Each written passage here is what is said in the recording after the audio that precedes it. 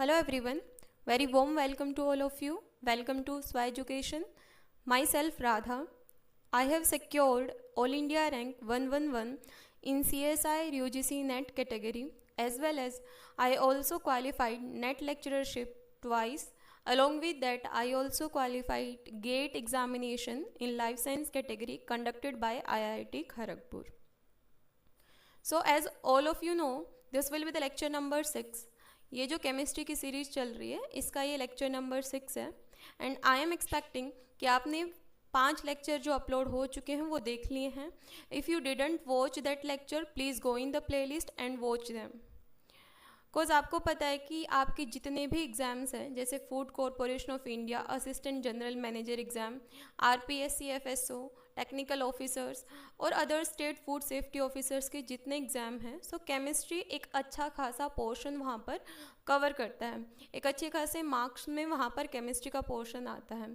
So please make sure कि अगर आप एस्पायरेंट हैं इनमें से किसी भी एग्ज़ाम के, सो आप डेली बेसिस पे इन लेक्चर्स को अटेंड करें, क्योंकि definitely these lectures are solely based on your syllabus. So these lecture will definitely help you out. So let's proceed with our today's lecture. Chemical equilibrium. So what is chemical equilibrium? सबसे पहले हम equilibrium के बारे में जानेंगे. उसके बाद में इक्विलिब्रियम दो तरीके का हम लोग डील करेंगे, फिजिकल इक्विलिब्रियम, केमिकल इक्विलिब्रियम. सो सबसे पहले हम ये देखेंगे कि इक्विलिब्रियम क्या होता है. What is equilibrium? Equilibrium is the condition of a system in which competing influence are balanced. यानी जब हमें बैलेंस की सिचुएशन देखने को मिलेगी उस टाइम पर उसको हम क्या बोलेंगे? Equilibrium. For example, a equilibrium is like a seesaw. जैसे आपने देखा होगा सी शो गार्डन्स वगैरह में, जैसे ये रहा, that is called seesaw. अब यहाँ पर देखो, ये दो बच्चे यहाँ पर खेल रहे हैं. सो इस टाइम पर ये जो कंडीशन है, फर्स्ट जो कंडीशन है, ये अनबैलेंस्ड है. बट एक कंडीशन ऐसी भी आती है जब क्या होता है, यहाँ पर कोई मूवमेंट नहीं है, मूवमेंट ज़ीरो, यानी रेस्ट का कंडीशन है. और ये कंडीशन को हम लोग क्या बोलते हैं? इक्विलिब्रियम. और इक्विलिब्रियम भी कौन सा? स्टैटिक. स्टैटिक इक्विलिब्रियम क्या होता है? Static equilibrium is one when there is no motion. Means जब कोई भी मूवमेंट देखने को नहीं मिलता उस टाइम पर कौन सा इक्विलिब्रियम काम करता है? स्टैटिक इक्विलिब्रियम वहाँ पर फंक्शन परफॉर्म करता है. Next, dynamic equilibrium. So chemistry में जनरली जिसके ऊपर हम फोकस करते हैं वो है dynamic equilibrium. Dynamic equilibrium is the system in which rate of forward reaction is equal to rate of backward reaction. Rate of forward reaction is equal to rate of backward reaction. For example, A plus B. ये क्या है? ये है reactant और ये क्या बन गया? प्रोडक्ट.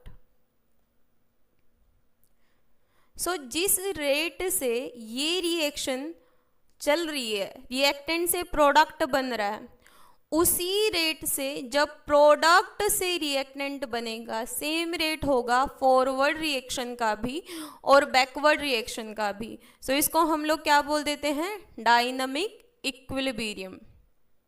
ये जो साइन है ये किसका साइन है? ये है इक्विलिब्रियम का साइन. ठीक है, ये जो है ये फॉरवर्ड रिएक्शन का, ये है बैकवर्ड रिएक्शन का. जैसे ये डायग्राम में यहाँ पर दे रखा है फॉरवर्ड रिएक्शन, यानी जब क्या हो रहा है, जब रिएक्टेंट से या फिर मैं बात करूँ सबस्ट्रेट से प्रोडक्ट बन रहा है, प्रोडक्ट बन रहा है. सो उस टाइम पर क्या हो रहा है, और फिर ये रिवर्स रिएक्शन जब प्रोडक्ट से रिएक्टेंट बन रहा है. सो एक ऐसा टाइम आएगा जब ये इक्विलिब्रियम की कंडीशन पे पहुंच जाएंगे. सो इसी कंडीशन को हम बोल देते हैं डायनेमिक इक्विलिब्रियम.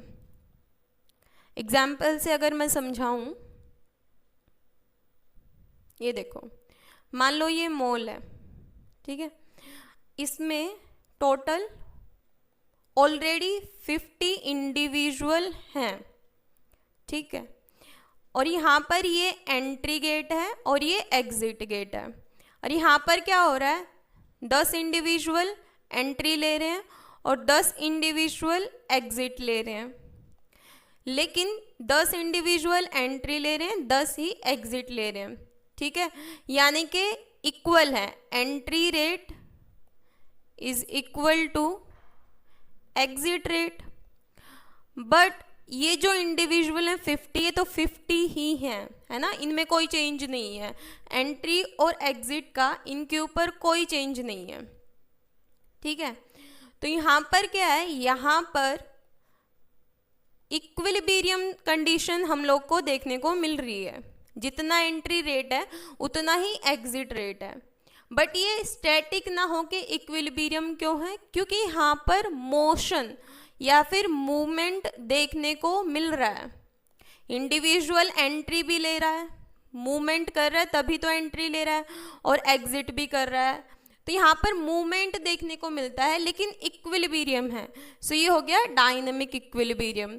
जब हम लोगों ने स्टैटिक इक्विलिब्रियम देखा, हम लोगों ने वहाँ पर क्या देखा, हम लोगों ने वहाँ देखा कि जब कोई भी कंडीशन इक्विलिब्रियम में है, जब जो वहाँ पर मोशन नहीं है, स्टैटिक इक्विलिब्रियम में no motion, equilibrium condition achieve हो रही थी लेकिन मूवमेंट नहीं था।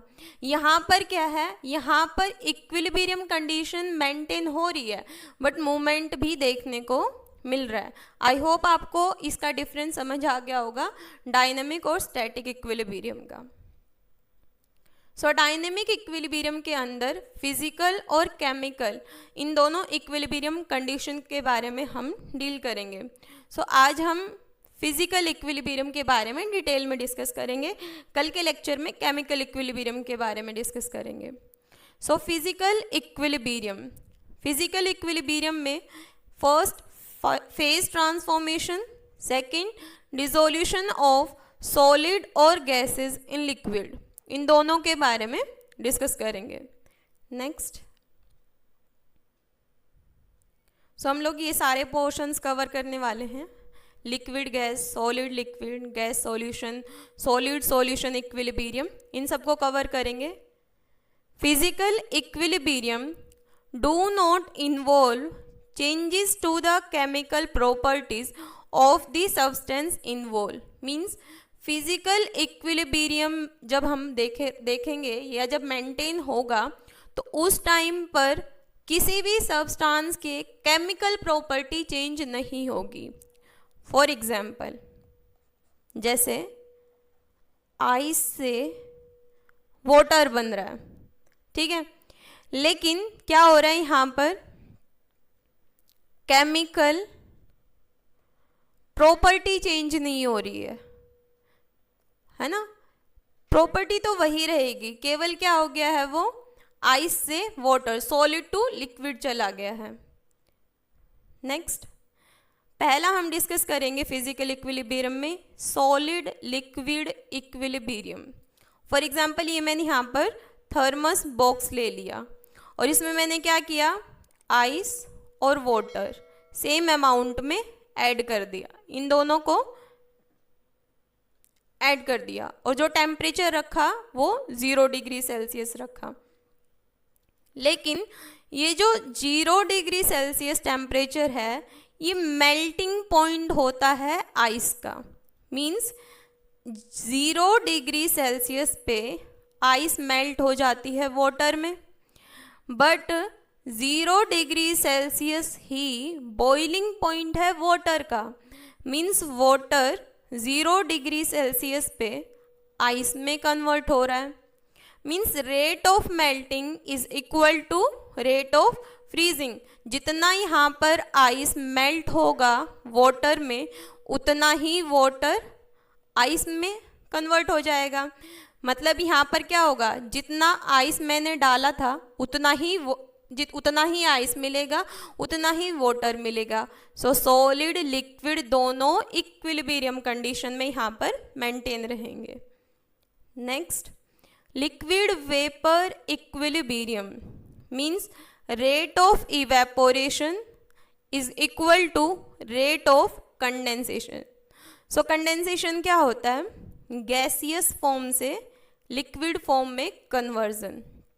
सो गैस का कन्वर्ट होना लिक्विड फॉर्म में, इसी को हम लोग क्या बोल देते हैं? कंडेंसेशन। सो क्या बोल रहे हैं? Rate of evaporation. इवेपोरेशन में क्या होता है? Liquid to gaseous form. So यहाँ पर जब हम लोग बॉईल करते हैं किसी चीज़ को, जैसे वाटर किस फॉर्म में कन्वर्ट हो गया? ये लिक्विड किस फॉर्म में कन्वर्ट हो गया? गैसियस फॉर्म में, इवेपोरेशन से। और यहाँ पर कंडेंसेशन से क्या हुआ? जो गैसियस या बबल फॉर्म में वाटर था वापस से लिक्विड फॉर्म में आ गया। So rate of evaporation is equal to rate of condensation. ये कौन बताता है? Liquid vapour equilibrium. Next is solid vapour equilibrium. So sublimate substance directly move from solid to gas and vice versa. यहाँ पर क्या होता है? सॉलिड से गैस में कन्वर्जन और गैसियस फॉर्म से सॉलिड में कन्वर्जन। For example camphor. घरों में हम लोग पूजा के टाइम पे कपूर का यूज़ करते हैं, तो कैम्फर सॉलिड फॉर्म में होता है और सॉलिड से किस फॉर्म में कन्वर्ट हो जाता है? गैसियस फॉर्म में। सो सॉलिड से वेपर फॉर्म में कन्वर्ट होना सब्लिमेशन कहलाता है और वेपर से सॉलिड फॉर्म में कन्वर्ट होना डिपोजिशन कहलाता है। सो जब रेट ऑफ सब्लिमेशन और रेट ऑफ डिपोजिशन इक्वल होगा उस टाइम पर इस कंडीशन को हम लोग क्या बोल देते हैं? Solid vapour equilibrium. Next, dissolution of gas in liquid.